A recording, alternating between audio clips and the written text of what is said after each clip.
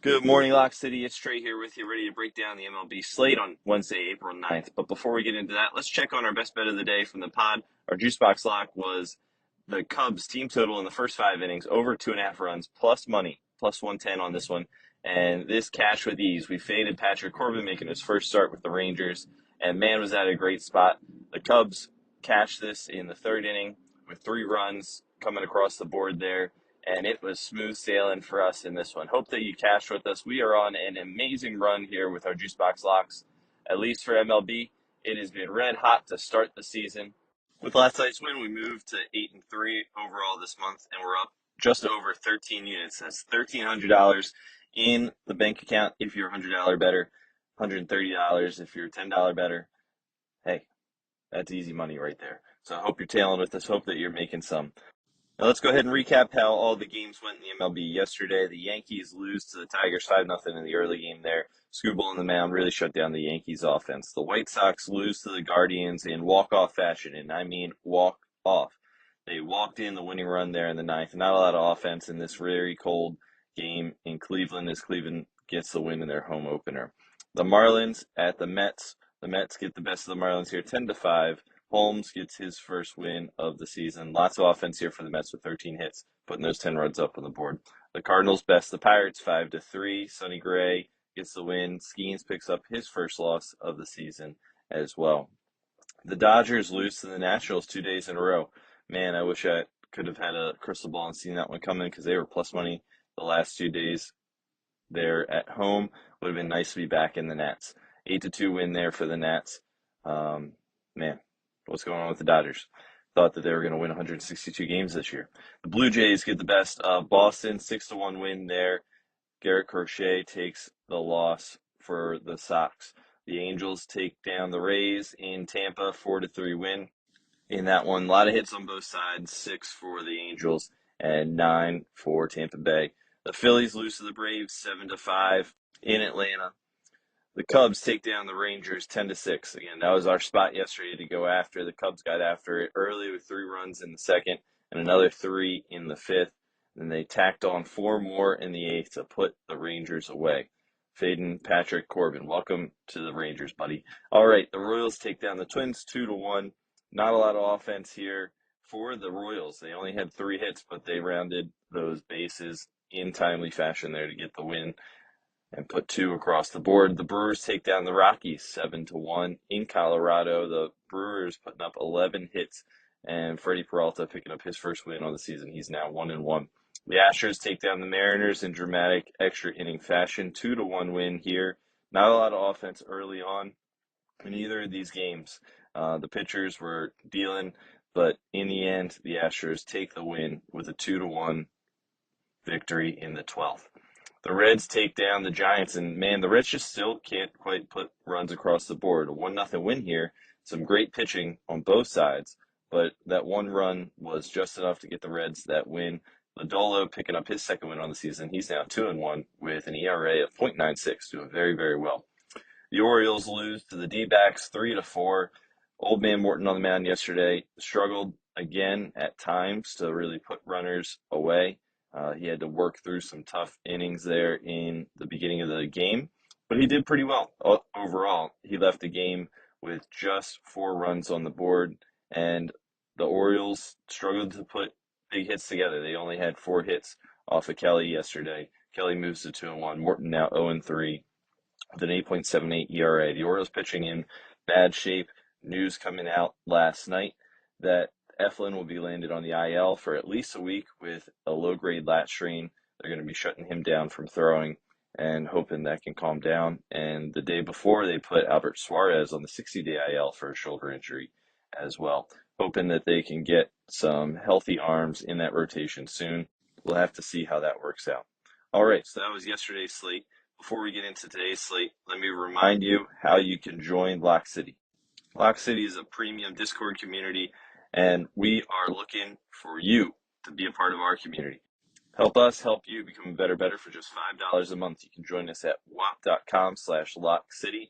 That'll get you access to every cheat sheet every day across all active major sports, access to premium picks from all 9 pro cappers, including myself, and tons of sports-specific and stat-specific data points on a daily basis to help you become a better sports bettor. That's wap.com/lockcity. It's you instant access, and it works out to only 16 cents a day. Again, I will challenge you. What can you get for 16 cents a day that would be better than this community? I can't think of anything. wap.com/lockcity, $5 a month, 16 cents a day. Come check us out. Be a part of our community. Now let's jump into today's slate as we continue to break down the MLB in 10. Again, my favorite research tool is Daily Sheets. Daily Sheets can be found online at www.sheet.today/MLB. It is a great research tool. It's free, and it's made by a couple members of our community. Brian and myself are working hard for you, trying to give you access to all the data that you might need in order to make some of your best bets and inform you recent trends and things to be on the lookout for. That's sheet.today/MLB. You can also find us on social media if you search MLB Daily Sheets. You can find me on social media. On Twitter, I am at CrabsBetsBows. That's BOHS, CrabsBetsBows. And I'd be happy to chat with you if you ever have anything that you want to talk about related to sports or MLB. Let's go ahead and get into today's slate. We got a bunch of games going on all day long.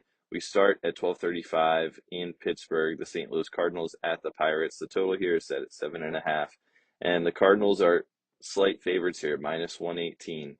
On the mound in this game, we have Mitch Keller for the Pirates, and we have Eric Fedde for the Cardinals. In terms of recent trends, Brendan Donovan continues on a hot streak, 5-game hit streak for the Cardinals. And on the Pittsburgh side, Brian Reynolds has been on a pretty good tear recently and might be someone to look out for. Brian Reynolds is 2 for 8 against Eric Fedde, but he does have 3 strikeouts lifetime. In the next game, we have the Miami Marlins at the New York Mets. That is a 110 start, and the total there is set at 7. The Mets are a heavy favorite once again in this one, -230. And on the mound for the Mets, Tyler Meagle going, Max Meyer for the Marlins.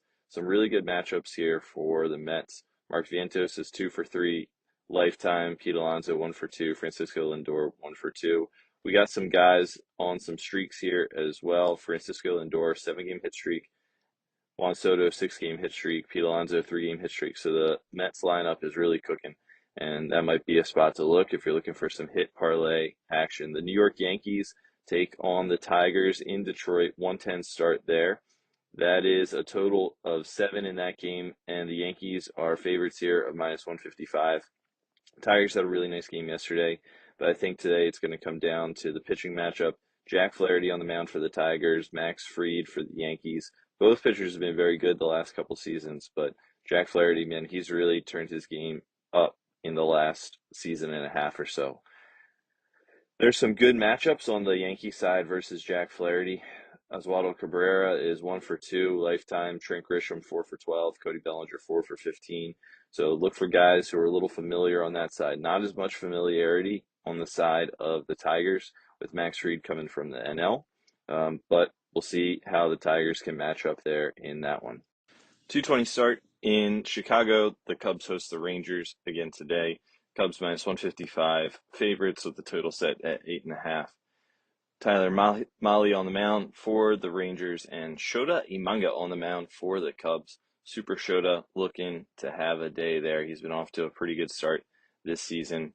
In terms of matchup history, there's not much there for the Rangers, so might lean towards the Cubbies there. 3:35 start in Sacramento. The Athletics host the Padres. The Athletics are -115 favorite. Total here is set at 9.5. And once again, that total soared over in the game last night. 14 or 15 runs ended up on the board by the end of that game. Randy Vasquez on the mound for the Padres. Osvaldo Bido on the mound for the Athletics. Not a ton of matchup history between these teams and the starting pitchers. Looks like about one game maybe in there for some of these hitters. So let's look at just some current streaks. Jacob Wilson on a 13-game hit streak. Miguel Aguilar on a 6-game hit streak. Soderstrom, 5-game hit streak, 5-game run streak. Luis Arraez, 4-game hit streak. Interesting note from last night's game, Fernando Tatis Jr. exited the game early with a little bit of shoulder discomfort after kind of feeling it during a swing.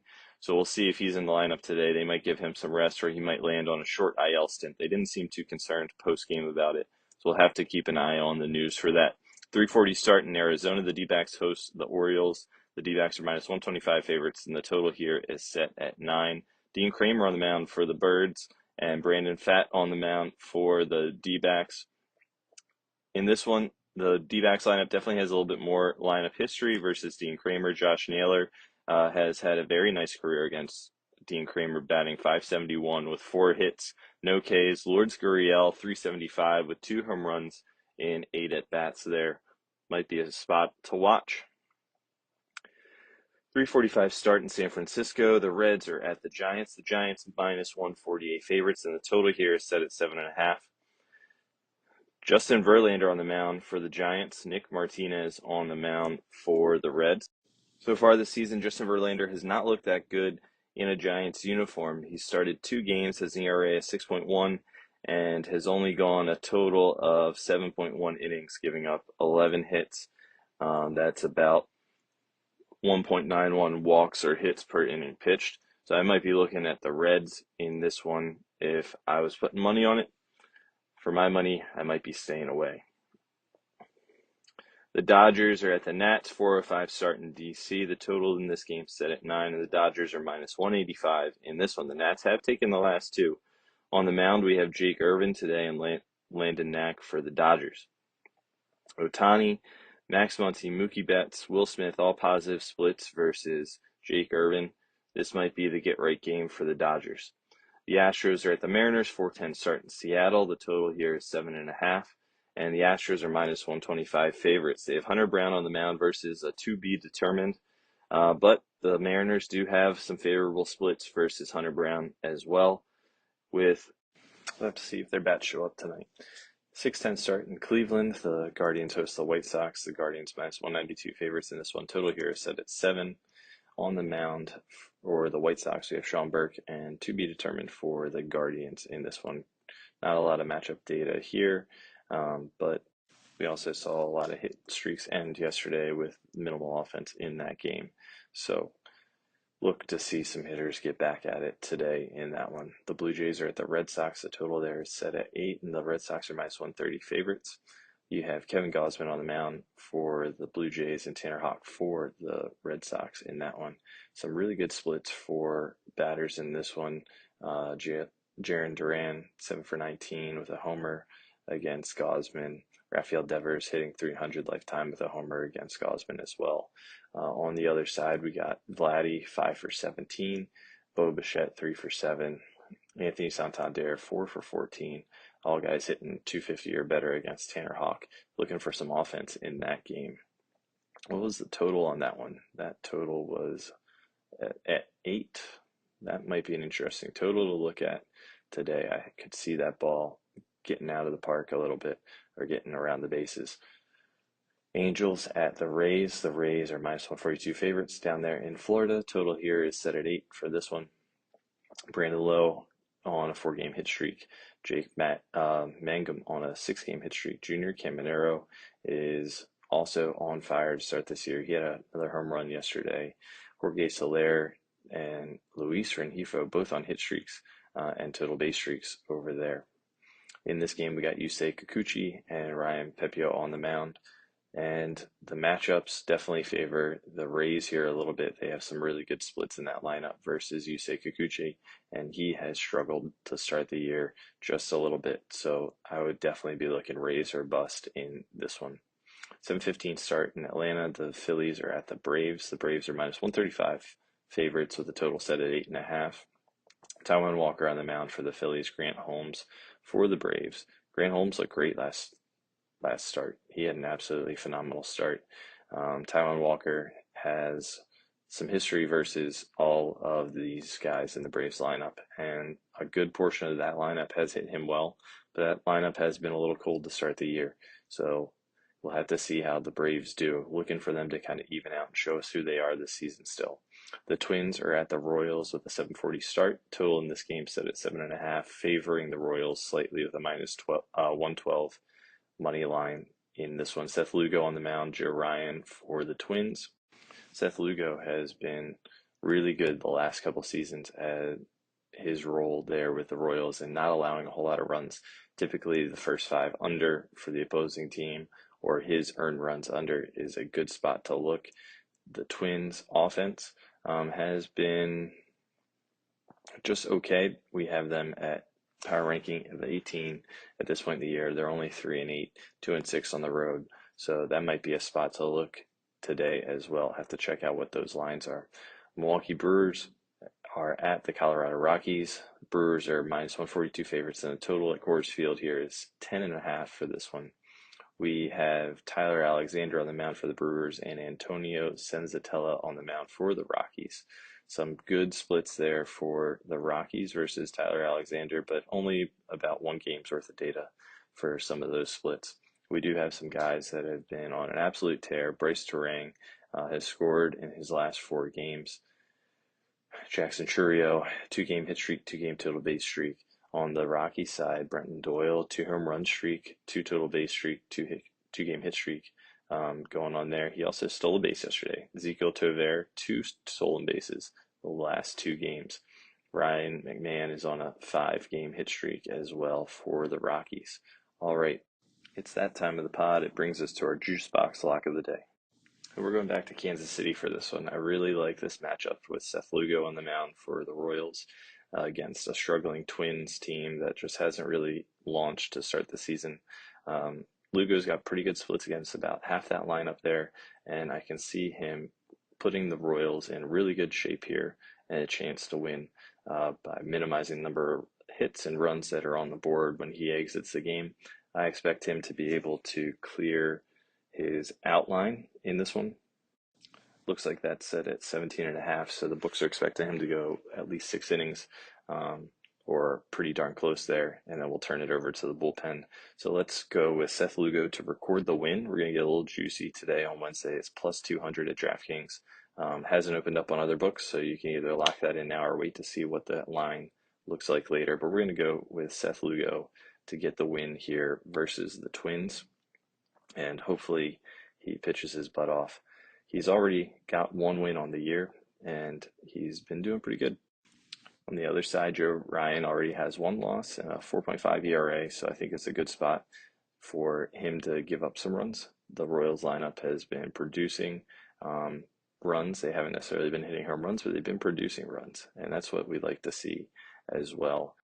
Yeah, so there you have it. Seth Lugo to get the win, plus 200 or better. We'll see what happens when some of the other books open this up. Thanks for hanging out with us today and breaking down the MLB slate. We'll catch up with you tomorrow. Trey signing off. See ya.